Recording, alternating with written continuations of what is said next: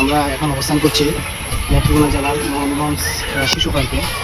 আমরা আজকে নিজেদেরকে শিশু মনে করেই এখানে চলে আসলাম, কিন্তু আসার পরে আমরা দ্বিতীয় শিশু ভেবে আসছি। আমাদের চেয়েও যারা বয়স্ক তারাও আজকে এখানে শিশু।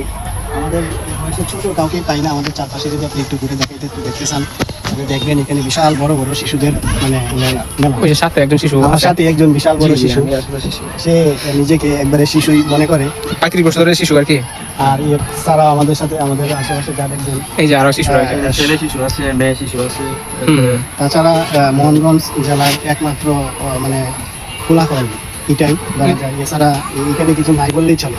সারা বাংলাদেশের মধ্যে যদি কোনো অবহেলিত মানে নির্দিষ্ট মনের উপজেলা থাকে, তাহলে এটা মোহনগঞ্জ। এর মধ্যে এক টুকরো ভালোবাসার ছোঁয়া এই মোহনগঞ্জে। এছাড়া যদি আপনি এদিকে দেখতে পান, তো এটা হচ্ছে শিশু বাচ্চা ঢোকার একটা রাস্তা। এই পাশের লোকটা তো সেই ভাই, এটা আসলে এটা পার্কের লোক না, এটা হয়তো মনে আমার লোকে আসছে আর কি। এছাড়া যদি এখানে আপনি দেখতে চান, এর পাশে ওইদিকে একটা রেঞ্জার আছে, খুবই মনোমুগ্ধকর।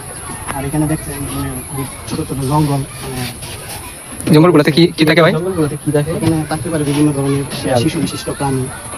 এছাড়াও আমার সাথে আমার প্রিয় বন্ধু ভাই ইকবাল আহমেদ, উনি তার অনুভূতিগুলো এখান থেকে আমরা শুনবো, সে এগুলো শেয়ার করবে। ওনারা কি এই শেয়ার করার মতো আসলে কিছু নাই, তো বড় ভাই তো সবকিছু বললেই পারবে। এখানে আসলে পরিবেশটা খুব মনোরমই, আসলে ভালোই লাগে। অনেক শিশু দেখা যায়, তো এই জন্য ভালো লাগে মনে হয়। শিশু শিশু বলতে আবার এই যে ফানির যে শিশু, এই শিশু না কিন্তু মানুষ শিশু আর কি, যেটা অনেক ধরনের বড় ছোট শিশু থাকে, তো এই জন্য ভালো লাগে পরিবেশটা। এটা সবকিছুই আছে বুঝছেন, যা দেখে আমার ভালোই লাগে। মানে ভালো লাগার মতো শিশু লাগে না আসে, সবকিছু আছে বুঝছেন।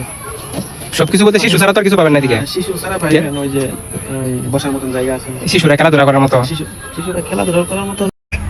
আমরা এখন অবস্থান করছি পার্কের ভিতরেই। একটা লেক রয়েছে, এটা খুবই মনোমুগ্ধকর। লেকের মধ্যে রয়েছে বিভিন্ন ধরনের বোট, যেটা নিয়ে ঘোরা যায় লেকের মধ্যে। আর লেকের মাঝ বরাবর রয়েছে একটা সুদর্শনীয় ঝুলন্ত ব্রিজ, এই আমার পিছনে যেটা দেখতে পাচ্ছেন।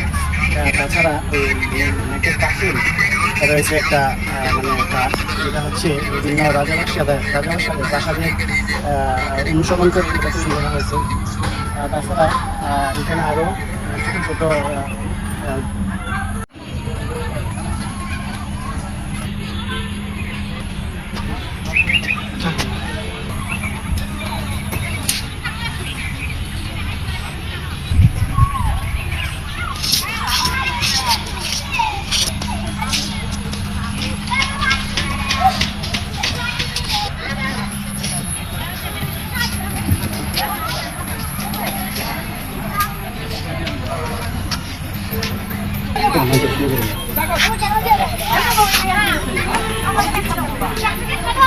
একটা ভিডিও করে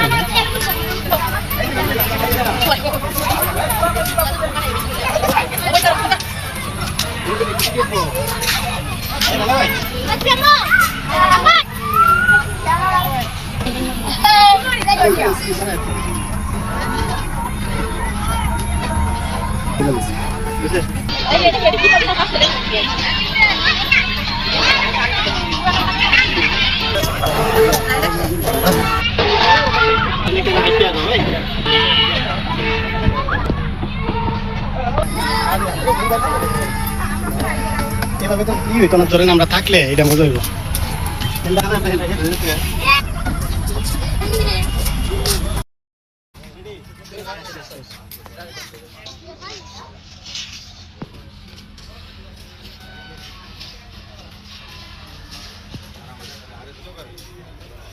Hey,